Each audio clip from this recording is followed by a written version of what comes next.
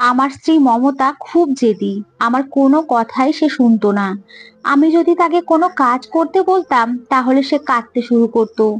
তার এইরকম ব্যবহার দেখে আমার খুবই রাগ হতো, কিন্তু আমি তাকে ডিভোর্সও দিতে পারছিলাম না। তাই একদিন আমি আমার 4 জন বখাটে বন্ধুকে বাড়িতে ডেকে তাদের মদ খাইয়ে মমতার ঘরের ভেতরে পাঠিয়ে দিলাম।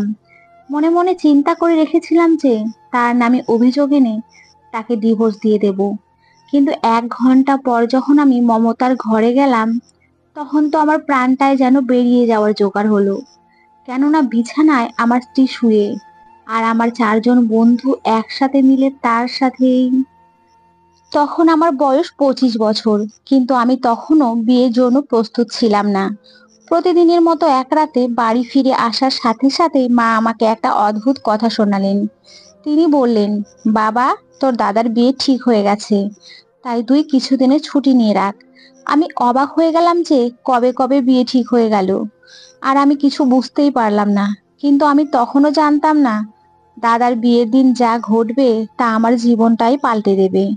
দাদার বিয়ে মায়ের এক বান্ধবীর মেয়ের সঙ্গে ঠিক হয়েছিল, তাই মা তার সেই বান্ধবীর মেয়েকে নিয়ে খুবই খুশি ছিলেন, এক্সাইটেড ছিলেন, যেন সে আমাদের বাড়িতে বউ হয়ে এসে আমাদের উদ্ধার করে দেবে। কিন্তু আমার দাদা বিয়েতে একদমই খুশি ছিল না। তাই আমি ভাবলাম তাকে একটু আনন্দ মজা করাবো। কিন্তু আমি বুঝিনি যে দাদাকে হাসাতে গিয়ে আমার কাদার দিন কাছে চলে আসছে। আমি আমার ক্লাসের একটি মেয়েকে ভালোবাসতাম এবং তাকেই বিয়ে করতে চাইতাম। তার নাম ছিল জ্যোতি। কিন্তু হয়তো জ্যোতি আমার কপালে লেখা ছিল না। দেখতে দেখতে দাদার বিয়ের দিন চলে এলো, কিন্তু বিয়ের দিন দাদাকে কোথাও খুঁজে পাওয়া যাচ্ছিল না। সবাই বরের খোঁজে ছোটাছুটি করতে লাগলো। বাড়ির প্রতিটা ঘরে খোঁজা হলো, কিন্তু দাদা বাড়িতে কোথাও নেই। মা আমাকে দাদাকে খুঁজে আনতে বললে আমি বাইরে গিয়ে বহু জায়গায় খুঁজলাম, দাদার বন্ধুদেরকে ফোন করলাম। যেসব জায়গায় দাদা থাকার আশা ছিল সেখানেও খুঁজলাম, কিন্তু দাদাকে কোথাও পেলাম না। যদি আগে থেকে জানতাম সে না ফিরে আসলে আমাকে কি অবস্থার মুখোমুখি হতে হবে, তবে হয়তো আমিও দাদার সঙ্গেই পালিয়ে যেতাম। কিন্তু আমি এসব কিছুই জানতাম না, তাই বাড়িতে ফিরে এলাম। বাড়ি ফিরে আমি মাকে বললাম, মা, দাদার কোথাও কোনো খোঁজ পেলাম না। মা কাঁদতে শুরু করলে আমি তাকে সান্ত্বনা দেওয়ার চেষ্টা করলাম, কিন্তু কোনো ফল তো হলোই না। উল্টে মা আমার সামনে কাঁদতে কাঁদতে হাত জোড় করে বললেন, আমি কাউকে মুখ দেখাতে পারবো না। এক ছেলে তো আমার মান সম্মান ধুলায় মিশিয়ে দিয়েছে। এখন তুই আমার একমাত্র ভরসা। যদি তুইও না করিস তবে আমার মরা ছাড়া আর কোনো উপায় থাকবে না। মেয়ের বাড়ির লোকেরা কি ভাববে? এছাড়াও সবাই বলবে আমরা তাদের মেয়ের অপমান করেছি। যখন ছেলেরই ইচ্ছা নেই তখন অন্যের মেয়ের জীবন নষ্ট করার অধিকার তোমাদের কে দিয়েছে? এরপর মা আরো বললেন, এখন শুধু তুই আমার মান সম্মান বাঁচাতে পারিস। মায়ের কথা শুনে আমি অবাক হয়ে বললাম, কিন্তু মা, আমি কি করতে পারি? মায়ের কান্না আরো বেড়ে গেল এবং বললেন, বাবা, একমাত্র তুই মমতাকে বিয়ে করে আমাদের মান সম্মান বাঁচাতে পারিস।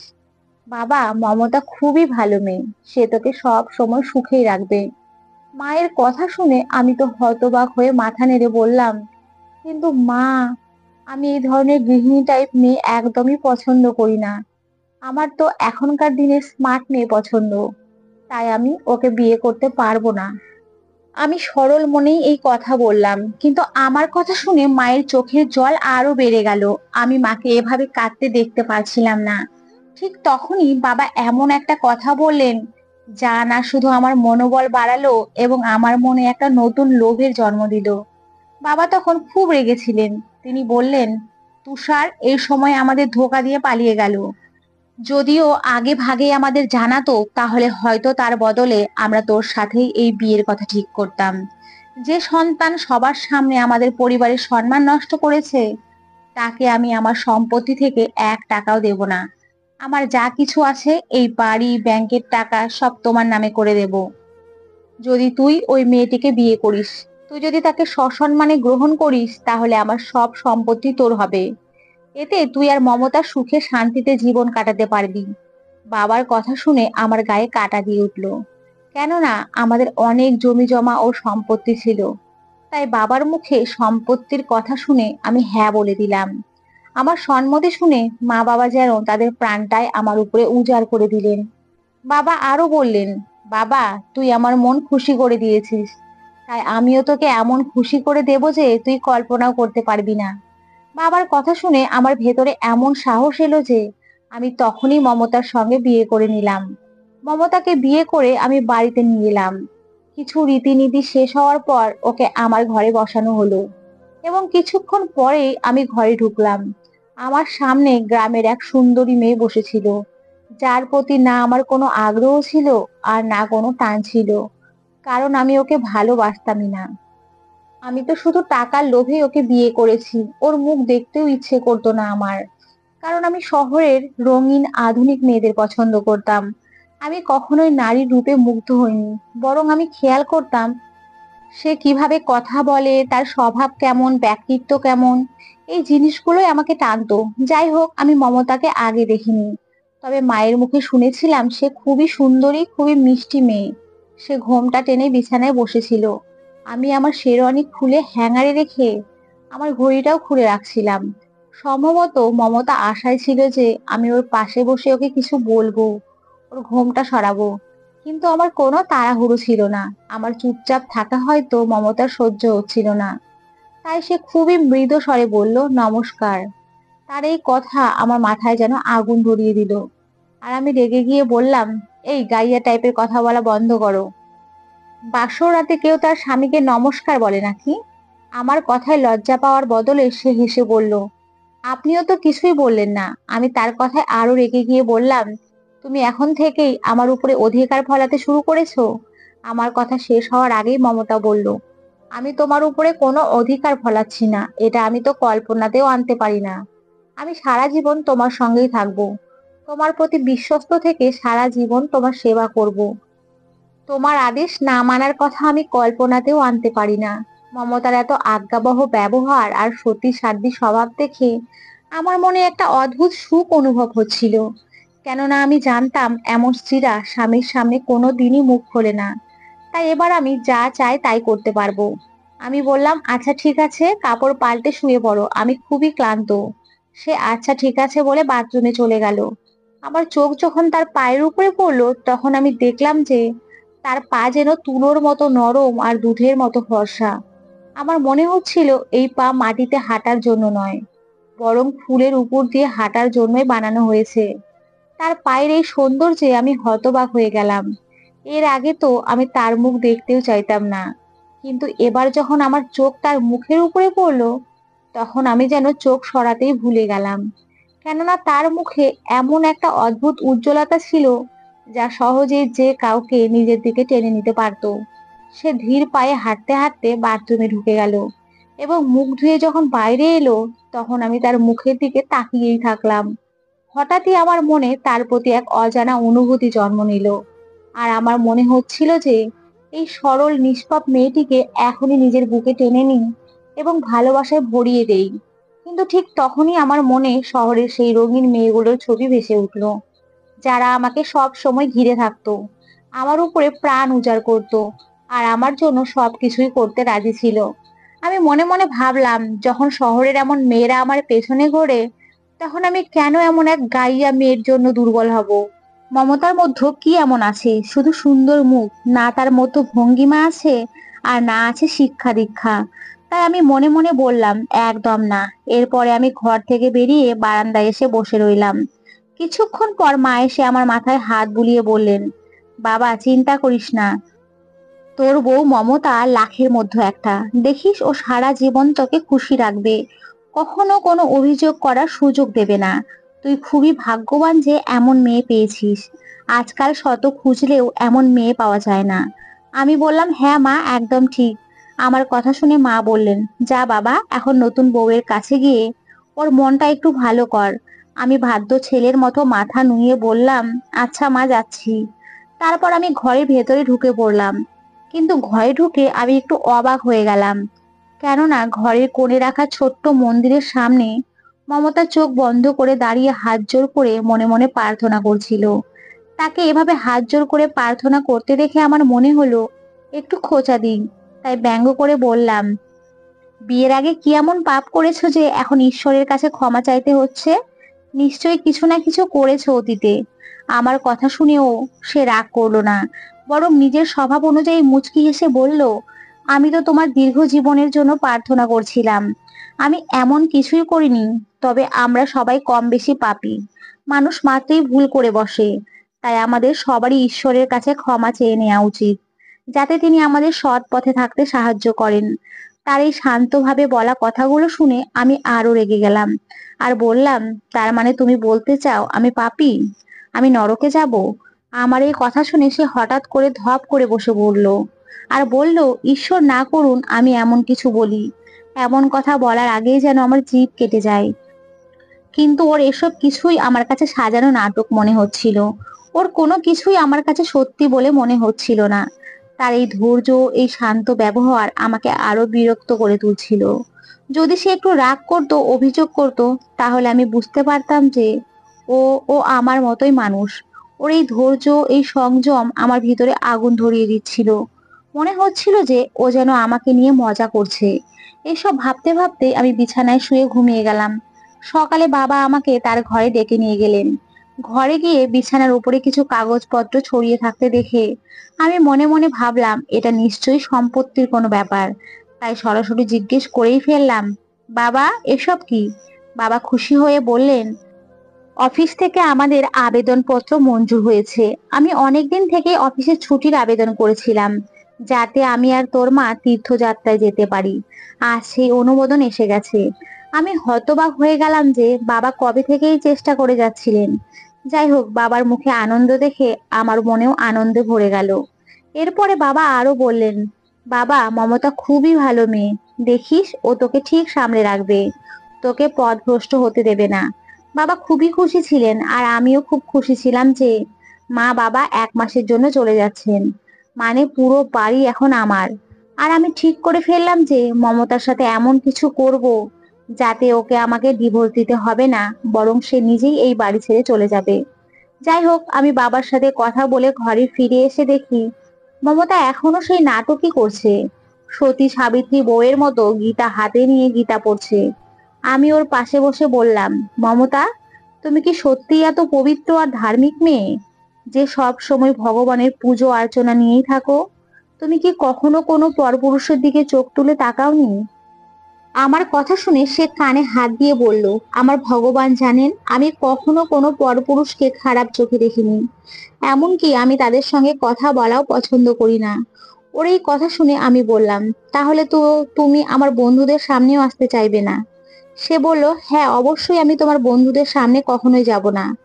তখন আমি বললাম, আচ্ছা ঠিক আছে, তাহলে আমি তোমাকে তোমার বাবার বাড়িতে রেখে আসবো। কারণ তুমি এখান থেকে না গেলে আমি আমার বন্ধুদের ডাকতে পারবো না। বাবা মা তীর্থযাত্রায় যাচ্ছেন, আর তুমি তো জানো এই রকম সুযোগ বারবার আসে না। আমার 2 বন্ধু বিদেশে চাকরি করে।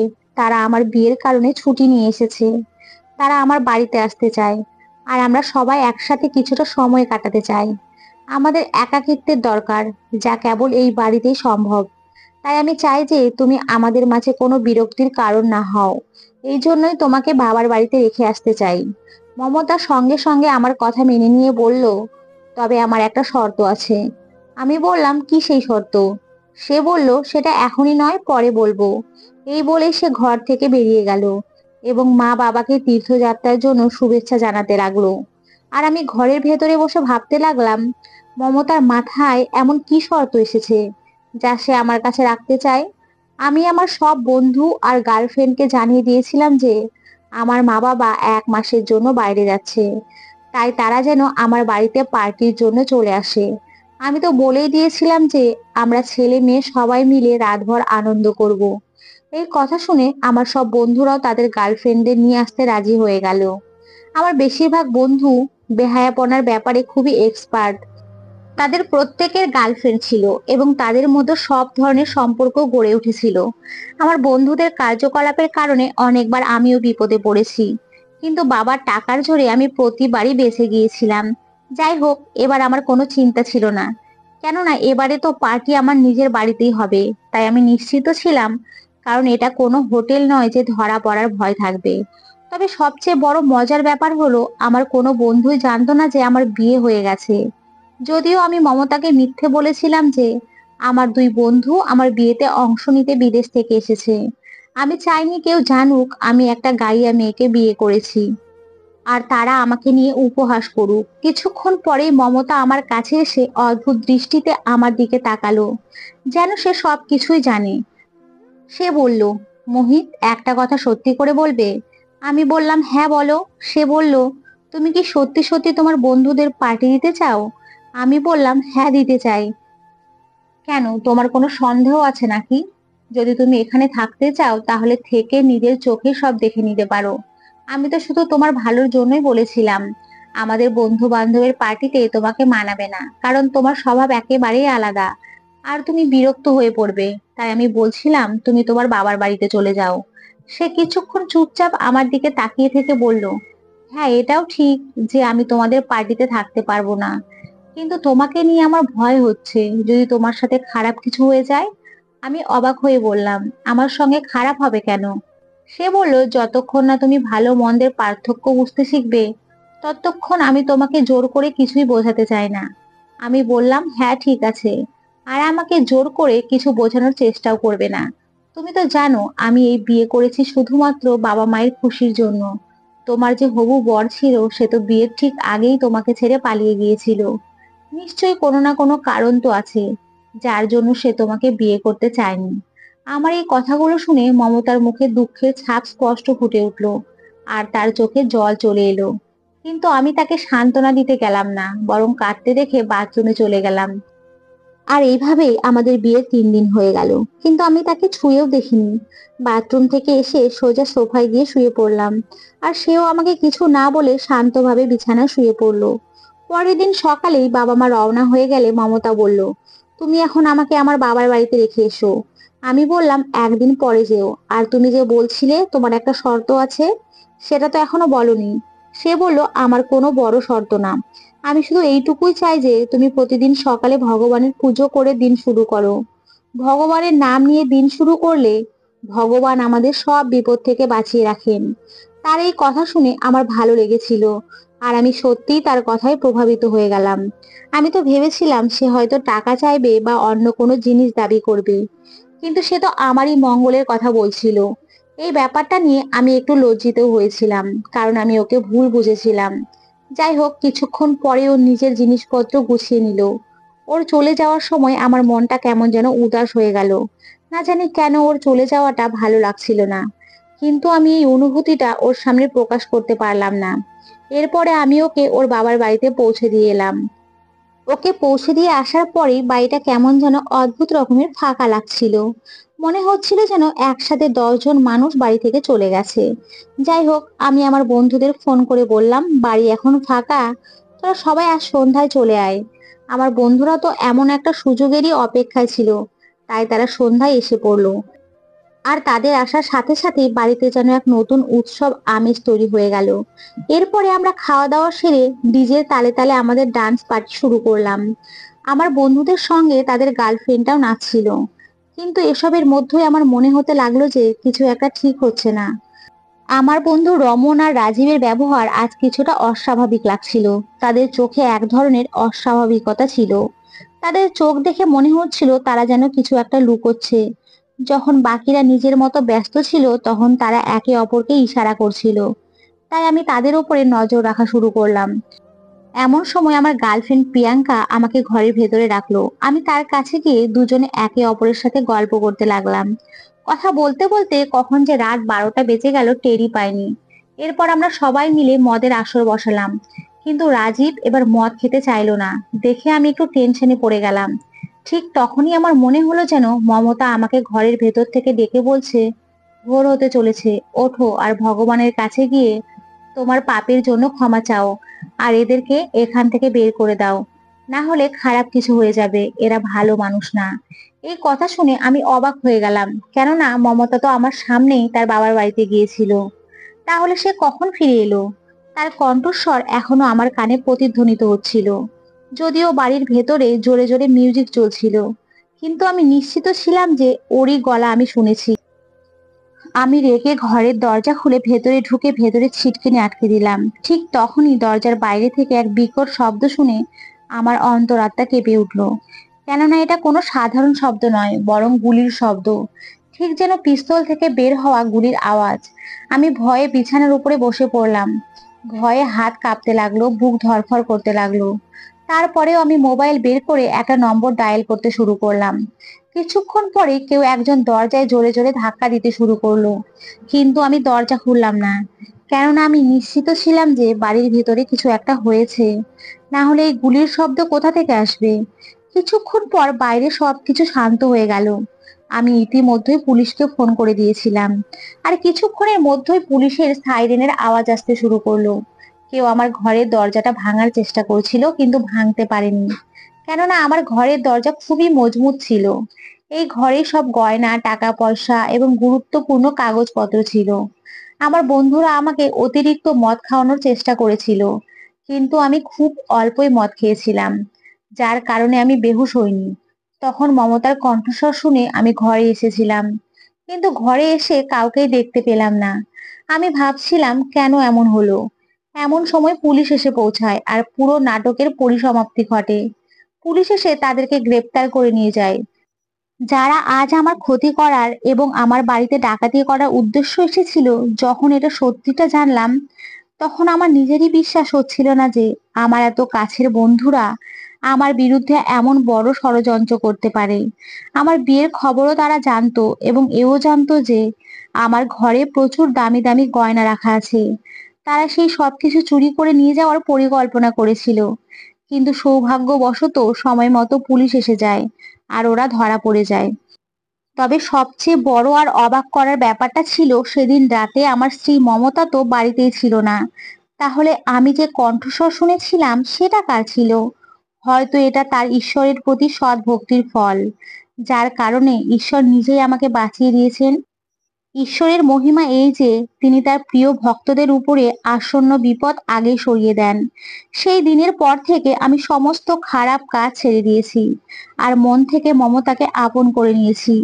আজ আমি আমার স্ত্রী মমতার সঙ্গে খুবই সুখে আছি। আমাদের একটি ছেলেও হয়েছে, যাকে মমতা খুব আদর যত্নে মানুষ করছে। আমার স্ত্রীর চেয়ে ভালো জীবন সঙ্গিনী আমি কল্পনাও করতে পারি না।